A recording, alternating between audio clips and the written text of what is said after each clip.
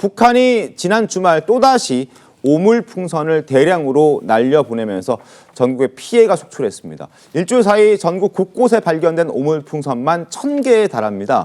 이렇게 냉전 시대에나 볼 법한 그런 도발을 이어오던 북한이 어젯밤 돌연 오물풍선 살포를 잠정 중단하겠다고 밝혀서 속내가 뭔지 좀 궁금해서 집중이 되고 있는 그런 상황이기도 한데요.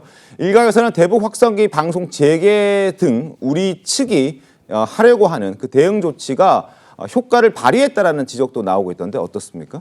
네, 일단 어젯밤 나온 그 북한의 담화문 내용 잠깐 좀 설명을 해드리자면요. 네. 지난달 26일 이 대북전단에 대한 맞대응으로 이 오물풍선 살포를 직접 예고했던 인물이죠. 김강일 북한 국방성 부상이요. 그러니까 우리나라로 치면 약간 차관 정도로 보이는데 김강일 부상이 어젯밤 이 조선중앙통신에 담화를 내고선 국경 너머로 휴지장을 살포하는 행동을 잠정 중단한다라고 밝혔습니다.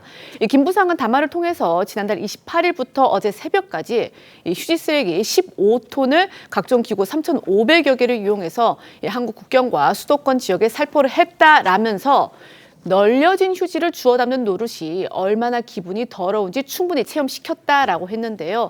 이 살포 중단 이유에 대해서는요. 오물풍선 살포가 대북전단에 대한 대응 조치이기 때문이라면서 남한이 이 대북전단 살포를 재개를 할 경우 다시 오물풍선 살포를 재개하겠다 이런 단서를 달기도 했습니다. 알겠습니다. 자, 공교롭게도 오물풍선 살포를 중단한다는 이 북한 측의 담화가 한국 정부가 대응책으로 대북 확성기 재개 방침을 밝힌 지 5시간 만에 발표가 되면서 사실 여러 가지 해석들도 나오고 있는 그런 상황입니다. 네, 대통령실은 어제 오후 5시 20분쯤 장호진 국가안보실장 주재로 NSC 상임위원회를 열고 북한이 감내하기 힘든 조치에 착수할 예정이라고 밝혔는데요. 감내하기 힘든 조치에 대해서는 대북 확성기 재개를 시사하기도 했습니다. 네. 관련해서 장호진 국가안보실장 브리핑 들어보시죠. 오물풍선이나 GPS 교란, 이러한 그 도발들은 수준 이하의 아주 구질구질한 그런 도발이고 오늘 회의에 따라서 우리는 북한이 감내하기 어려운 조치에 착수를 할 것이고 분명히 경고하는데 오물풍선 같은 또는 GPS 교란 같은 도발들을 다시 하지 말라는 점을 북한 측에 다시 한 번 더 경고하고 반복될 경우에 우리의 대응 강도도 더욱 높아질 것이다. 그런데 공교롭게도 한국 정부가 대응책으로 대북 확성기 재개 방침을 밝힌 지 5시간 만에 북한에서 오물풍선 살포를 중단한다는 담화가 나온 겁니다. 이에 북한 측이 오물풍선을 대북 전단에 대한 대응 조치였기에 잠정 중단하는 거라고 밝히고는 있지만 사실상 우리 정부의 대북 확성기 재개 움직임이 결정적 영향을 미친 게 아니냐 이런 해석이 나오고 있습니다. 알겠습니다. 실제로 대북 확성기는 그간 북한에서 극도로 예민하게 반응해왔던 사안이기도 하지 않습니까? 네, 이 대북 확성기는 북한 체제를 흔들 수 있다는 점에서 북한이 가장 두려워하는 그런 심리전 수단으로 꼽히는데요. 이게 어느 정도냐면 일부 북한 군인이 대북 확성기 방송을 듣고 탈북했다 이렇게 진술했을 정도로 이 심리전 효과가 크기 때문입니다. 네. 과거 2015년 8월 북한의 목함지뢰 사건 때도 우리가 2004년 이후 11년 만에 확성기 방송을 재개하자 북한은 먼저 협상을 제안하면서 방송 중단을 요청했을 정도인데요.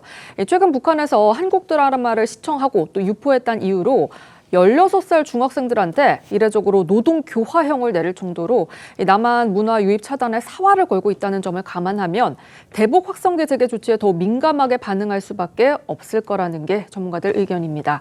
과거 송출됐던 대북 확성기 방송과 탈북민들의 이야기 들어보겠습니다.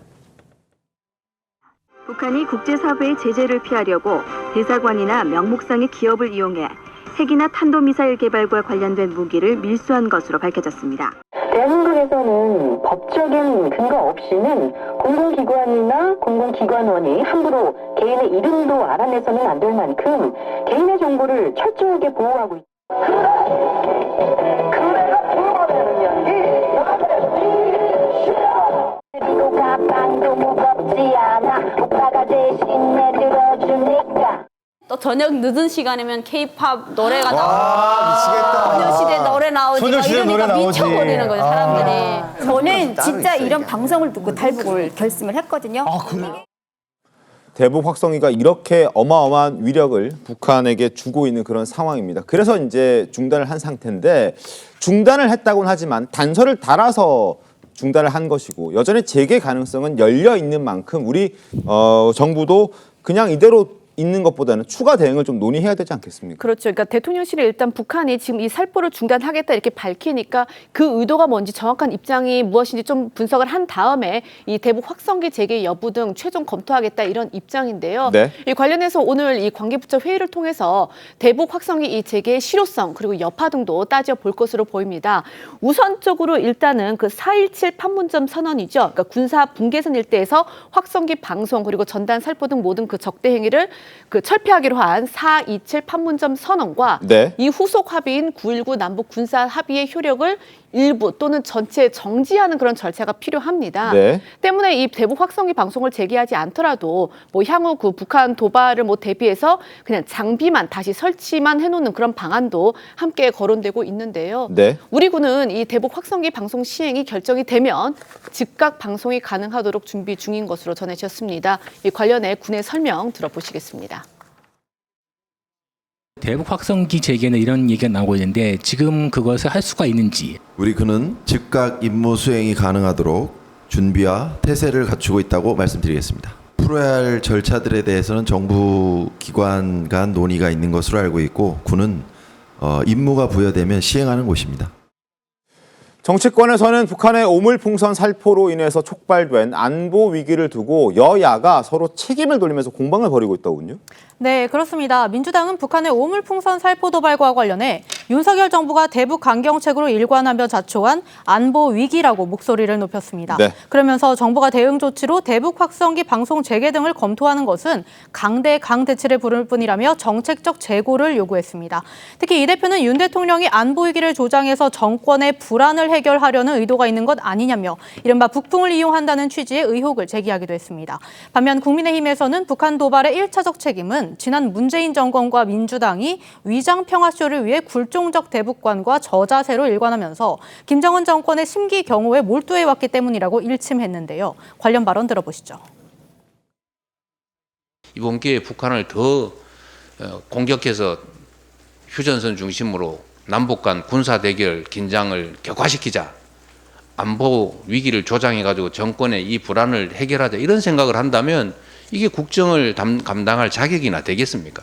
국민의 희생 위에 정권의 안전을 도모하는 그런 몰상식한 절대로 해서는 안 될 행위 하지 않기를 경고합니다. 대한민국 제1야당 민주당 역시 그 책임에서 결코 자유로울 수 없습니다.